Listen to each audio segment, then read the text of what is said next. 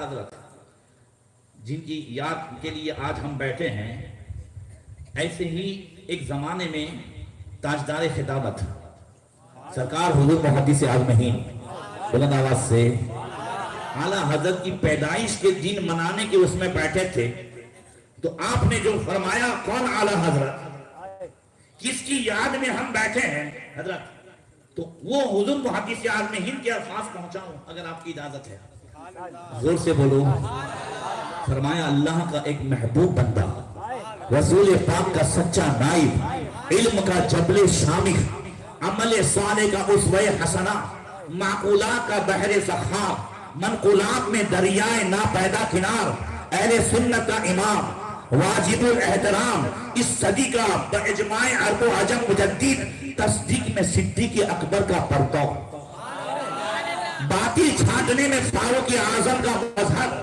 رحم و کرم میں ذوالنور کی تصویر،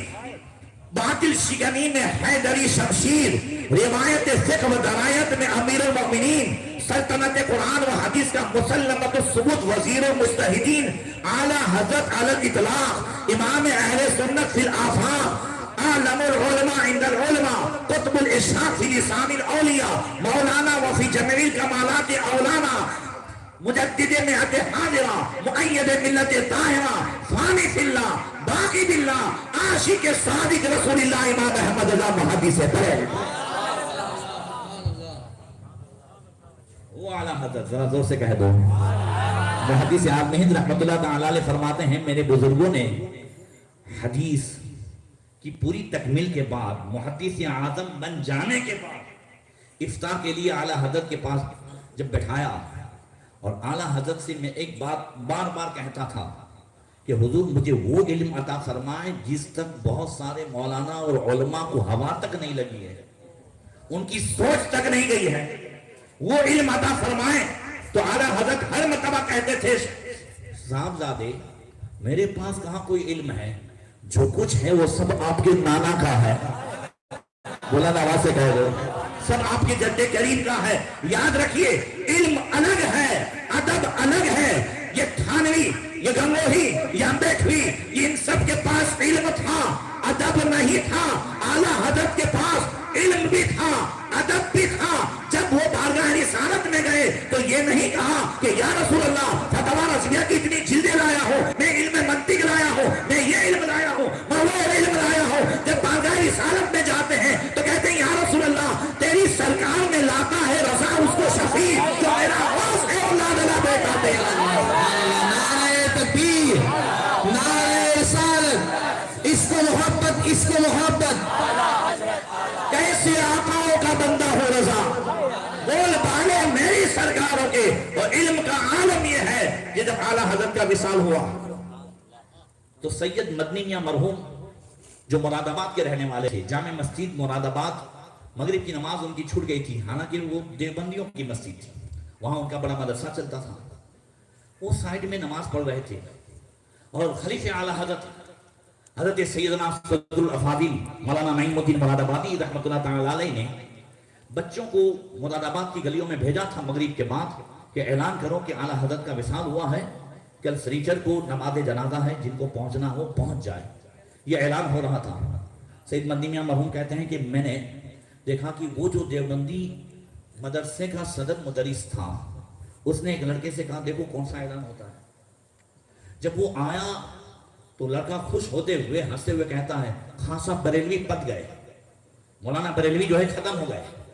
یہ سن کر وہ دیوبندی مدرسے کا جو جامع مسجد مراد آباد میں چلتا تھا وہ صدر مدرس غصے میں آ گیا، کہا مولانا احمد رضا خان کا وصال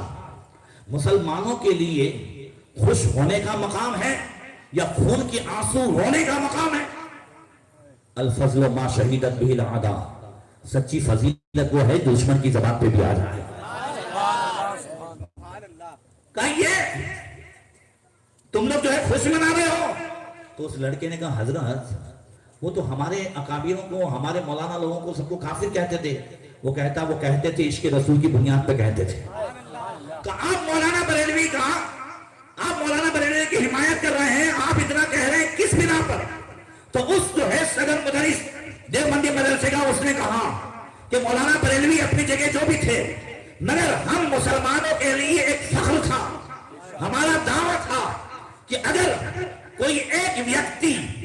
جس میں سارے دنیا کے علوم بھی ہو، دین کے بھی علوم ہو، یا اگر کوئی ایک ویکتی ہو سکتا ہے تو صرف مسلمانوں ہی میں ہو سکتا ہے۔